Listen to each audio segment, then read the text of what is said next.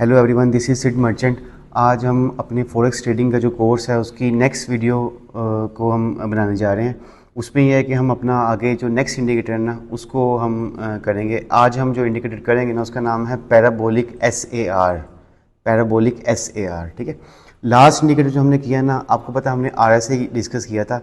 RSI में हमने discuss किया था कि ओवरबोट और ओवर सोल्ड पे जब भी कोई मार्केट आएगी ना तो ओवर सोल्ड से आपने बाय कर लेना है और ओवर बोट से आपने उसको सेल कर लेना है। ठीक है, और उसमें दरमियान में 50 का लेवल था कि 50 का मतलब ये था अगर ओवर बोट से आपने सेल की है ना तो वहाँ तक आपने होल्ड करनी है। दरमियान में आप जब मर्ज़ी अपनी ट्रेड को कट कर सकते हैं, लेकिन अगर आपने लंबी होल्ड करनी है तो 50 के लेवल तक होल्ड कर सकते हैं। अगर 50 को क्रॉस कर जाता है तो आप उसको मज़ीद होल्ड कर सकते हैं। ठीक है, आज हम अपनी नेक्स्ट जो है ना पैराबोलिक SAR को स्टार्ट करते हैं। आपको पता है कि इसको अप्लाई किस तरह करना है। आपने इंसर्ट पे क्लिक करना है स्क्रीन के ऊपर। इंसर्ट से आपने इंडिकेटर पे आना है, इंडिकेटर से आपने ट्रेंड पे आना है और यहाँ से ये देखिए पैराबोलिक SAR जो है ना आपके सामने ओपन है। ठीक है, इस पर आपने क्लिक करना है। अब जैसे इसको क्लिक करेंगे ना तो आपके सामने एक नई विंडो जो है ना वो ओपन हो जाएगी। इसके अंदर से आपने पैरामीटर्स पे क्लिक करना है। ठीक है, अच्छा इसमें जो है ना स्टेप साइज़ जो है ना, इसमें कुछ लोग जो हैं इसको 0.01 भी यूज़ करते हैं और कुछ लोग इसको 0.02 ही यूज़ करते हैं। लेकिन आपने एज़ इट इज़ जो 0.02 है ना इसको एज़ इट इज़ अप्लाई करना है और इसको ओके कर देना है। ठीक है, जैसे आपने ओके किया ना तो ये देखें आपकी स्क्रीन के ऊपर डॉटेड लाइंस अपीयर हो गई हैं। आपके स्क्रीन के ऊपर डॉट्स नज़र आने शुरू हो गए हैं। मैं स्क्रीन को थोड़ा सा ब्रॉड कर देता हूँ। ठीक है, तो जितनी भी ये डॉटेड लाइन है ना आपकी स्क्रीन के ऊपर आनी शुरू हो गई हैं।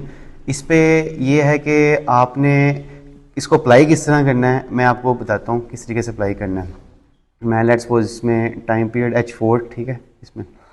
अच्छा, हमने अभी तक जितने भी इंडिकेटर डिस्कस किए हैं ना उसमें हमने ये किया कि जब भी कभी कैंडल किसी इंडिकेटर को, जिस तरह मूविंग एवरेज थी, अगर कैंडल मूविंग एवरेज को टच करती हैं तो हमने एक्टिव हो जाना, ट्रेड बनती है। उसके बाद हमने बोलिंजर बैंड डिस्कस किया था कि जब भी कभी कैंडल बोलिंजर बैंड के अपर या लोअर बैंड को टच करती है हमने एक्टिव हो जाना, ट्रेड बनती है।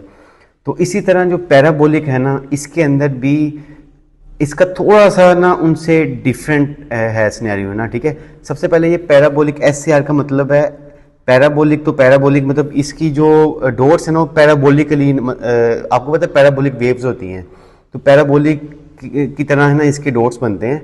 और SAR का मतलब है stop and reverse. Stop and reverse मतलब एक चीज़ को एक पॉइंट पे स्टॉप कर देंगे और मार्केट उसके बाद रिवर्स हो जाएगी। ठीक है, तो यहाँ से हम इसको डिस्कस करते हैं। जब भी कभी पैराबोलिक SAR में ये देखें डॉट, यहाँ मैं एक सिनेरियो आपको दिखा रहा हूँ, यहाँ से मार्केट नीचे आ रही है, नीचे आ रही है, नीचे आ रही है। ठीक है, जब भी कभी डॉट्स मार्केट ऊपर से नीचे आ रही है और डॉट्स भी ऊपर से नीचे आ रहे हैं, जब भी कभी डॉट जो है ऊपर से ख़त्म होने के बाद नीचे जब भी कोई पहला डॉट बनेगा ना तो वहाँ से आपने फ़ौरन बाय की एंट्री डाल देनी है। ठीक है, ये देखें ऊपर से डॉट्स नीचे, मार्केट नीचे आ रही थी, नीचे आ रही थी, ये सारे डॉट्स ऊपर बन रहे हैं।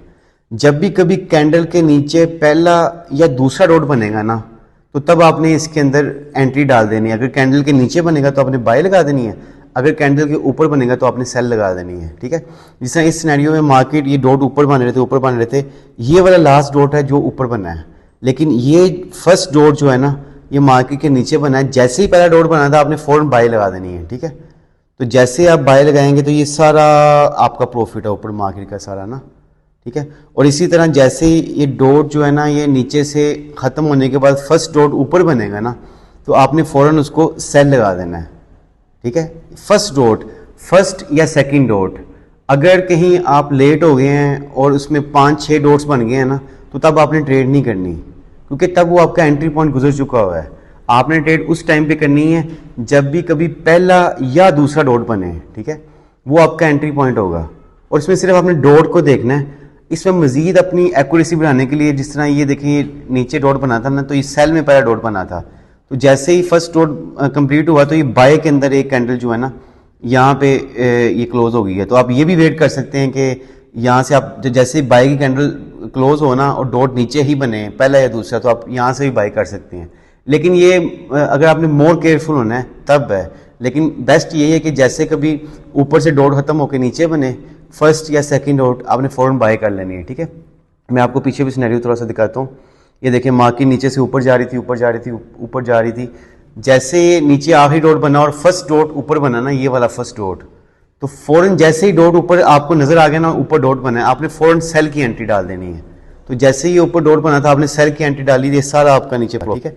तो ये ऊपर से डॉट नीचे बनते बनते यहाँ से जब ऊपर से ख़त्म होकर डॉट नीचे बना ना, तब आपने बाय की एंट्री डाल देनी है। तो मार्केट यहाँ से उठ के ऊपर बाय में गई है, तो ये सारा आपका बाय में प्रॉफिट था, ठीक है। इसी तरह मैं आपको मज़ीद कोई 2-3 सिनेरियो ना, ये बेसिकली वो मतलब ये इंडिकेटर अच्छा इंडिकेटर है, लेकिन ये कि आपने इसको अप्लाई किस तरह करना है, ये आप अगर आप 1 या 2 डॉट भी लेट हो गए ना, तो ये आपका एंट्री गुजर जाएगा और आपको इसमें नुकसान भी हो सकता है, ठीक है। मैं थोड़ा सा सिनेरियो आपको, लेट्स मैं टाइम पीरियड चेंज करके आपको दिखा देता हूँ। टाइम, ये हमने USD JPY का ग्राफ खुला हुआ है, हम ग्राफ गोल्ड का ओपन कर लेते हैं। गोल्ड के अंदर हम जिस तरह करंट सिनेरियो है ना, ये देखें, यहाँ से ये डॉट बने हुए हैं, नीचे से ऊपर ही बने हुए हैं, तो अभी तक हमारी कोई ट्रेड नहीं बनती, एंट्री पॉइंट कोई भी नहीं है, क्योंकि नीचे से ऑलरेडी डॉट चलते आ रहे हैं, ठीक है। तो अभी कोई भी हमारी एंट्री नहीं बनती, हम वेट करेंगे इसका ना। प्रीवियस देखें, ये देखें, जैसे मार्केट ऊपर से नीचे आ रही थी, फर्स्ट डॉट नीचे बना, आपने बाय में एंट्री लगा दी, तो यहाँ से मार्केट उठ के सारी बाय में गई है, ठीक है, बाय में गई है। तो जैसे यहाँ से फर्स्ट डॉट ऊपर बना था, नीचे से ऊपर बना फर्स्ट या सेकंड डॉट ये, तो यहाँ से आपने सेल में एंट्री डाल दी, तो सेल में एंट्री डाली, ये सारा आपका प्रॉफिट है, ठीक है। जैसे ऊपर से डॉट खत्म होकर नीचे फर्स्ट डॉट बना, आपने बाय में एंट्री डाल दी, ऊपर सारा आपका प्रॉफिट था, ठीक है। तो इस तरीके से आपने इस इंडिकेटर को अप्लाई करना है। इसमें और कोई भी, लेट्स हम H4 के अंदर गोल्ड को डिस्कस कर लेते हैं। करंट सिनेरियो ये है कि इसमें 1 2 3 5 डॉट बने हुए हैं, तो इसमें अभी हमारा कोई भी एंट्री पॉइंट नहीं बनता, ठीक है। प्रीवियस चेक करें, अगर ये देखें नीचे से डॉट काफ़ी मार्केट ऊपर जा रही थी, ऊपर जैसे ये डॉट यहाँ पे कंप्लीट हुआ, फर्स्ट डॉट ऊपर बना, आपने फ़ौरन सेल लगा देनी, तो मार्केट उठ के यहाँ से उठ के यहाँ नीचे तक आई है, ठीक है, बल्कि यहाँ तक गई है मार्केट।